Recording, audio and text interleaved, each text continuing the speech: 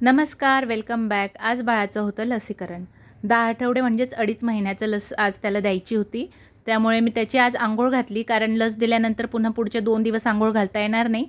अंघोळ घालून झोपसुद्धा झाली होती त्याची आणि मी ते त्याला रेडी केलं आधी. सानवी पण गेली होती स्कूलला, तिचे पप्पा पण गेले होते ऑफिसला. आता आम्ही दोघंच जण होतो. वॅक्सिन सेंटर जास्त लांब नाही आहे, जवळच आहे.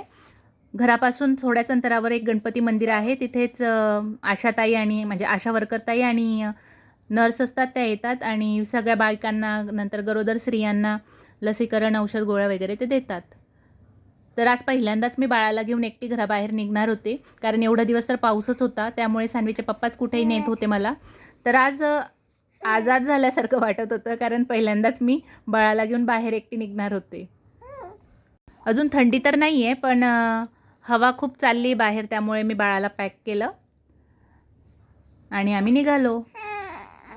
चालतच जायचं होतं, कारण घरापासून जवळच होतं. तर आम्ही पोहोचलो मंदिरात. हे आहे गणपती मंदिर. 10 वाजता आली तरी बघा लाईन किती होती, आणि आमचा नंबर म्हणजे बराच लांब होता. तर सगळ्या बायका लहान लहान पोरांना घेऊन इथे बसल्या होत्या लाईनीत. मंदिराचा परिसर खूप सुंदर आहे, म्हणून इथे येऊन निवांत बसायला खूप छान वाटतं. सानवी लहान असताना मी इथेच तिला खेळवायला आणायची.